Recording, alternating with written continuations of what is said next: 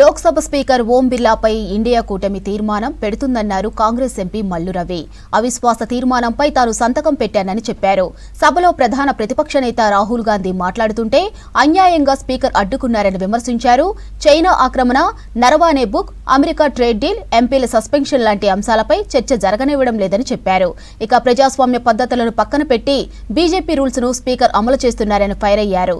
ఈ రోజు కూడా రాహుల్ గాంధీ మాట్లాడాలని చూస్తే సభను వాయిదా వేశారు. మల్లు రవి స్పీకర్ లోక్సభ ఓం బిర్లా గారి మీద అవిశ్వాస తీర్మానాన్ని పెట్టాలని సూత్రప్రాయంగా అపోజిషన్ పార్టీస్, ముఖ్యంగా కాంగ్రెస్ పార్టీ నాయకత్వంలో నిర్ణయం తీసుకోవటం జరిగింది. ఈ నో కాన్ఫిడెన్స్ మోషన్ మీద నేను సంతకం పెట్టాను. ఇంకా చాలా మంది కాంగ్రెస్ పార్టీ ఎంపీలు, డిఎంకే ఎంపీలు, ఎస్పీ ఎంపీలు, ఇతర పార్టీ ఎంపీలు సంతకాలు పెడుతున్నారు. మన మోడీ గారు సరైన దిశానిర్దేశం చేయకుండా మన భారతదేశానికి తీరని నష్టాన్ని కలిగించాడనే విషయాన్ని చెప్తున్న సందర్భంగా రాహుల్ గాంధీని మాట్లాడకుండా బీజేపీ ఎన్డీఏ గవర్నమెంట్ అడ్డుకోవటం, అది కొనసాగిస్తూ స్పీకర్ గారు పార్లమెంటరీ డెమోక్రసీలో ఉండే రూల్స్, ప్రొసీజర్స్ని పక్కన పెట్టి బీజేపీ పార్టీ రూల్స్, ప్రొసీజర్స్ని అనుసరించడం వల్ల గత వారంలో పార్లమెంటు ఏ రకమైనటువంటి బిజినెస్ నడపకుండా ఎగ్జెండ్ అయిపోయింది.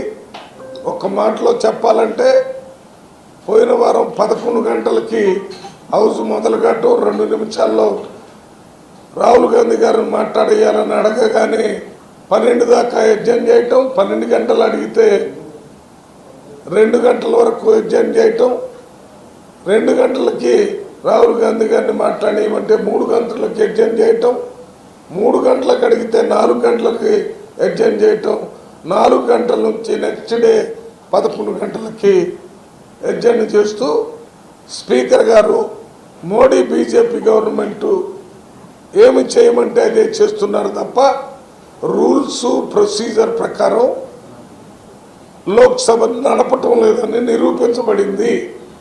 ఈరోజు ఉదయం 11 గంటలకి హౌస్ మొదలు కాగానే leader of opposition Rahul Gandhi గారు మాట్లాడటానికి నిలబడి ఎంత ప్రయత్నించినా వారికి అనుమతి ఇవ్వలేదు. మొత్తం ప్రతిపక్ష పార్టీలు అన్నీ అడిగినా కూడా అవకాశం ఇవ్వలేదు.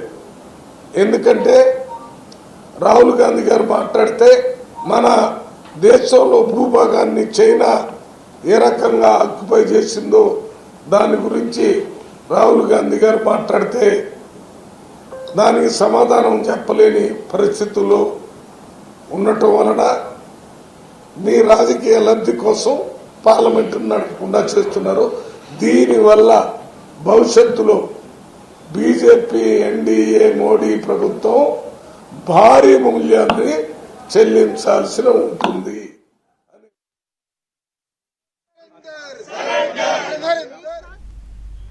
లోక్సభ స్పీకర్ ఓం బిర్లా బీజేపీకి అనుకూలంగా వ్యవహరిస్తున్నారన్నారు కాంగ్రెస్ ఎంపీ గడ్డం వంశీకృష్ణ. సభలో ప్రతిపక్ష నేత రాహుల్ గాంధీకి మాట్లాడే అవకాశం ఇవ్వడం లేదన్నారు. సమయం ఇవ్వాలని స్పీకర్ని కోరినా పట్టించుకోలేదని చెప్పారు. విపక్ష నేతగా ప్రతి అంశంపై మాట్లాడే హక్కు ఉందన్నారు. రాహుల్ గాంధీని చూసి బీజేపీ భయపడుతోందన్నారు Vamshikrishna. He speaks only on one particular subject, he will be allowed to speak. So the speaker is trying to direct what the leader of opposition has to say, what he can say and when he can say. This is completely against the democracy that we have been living with.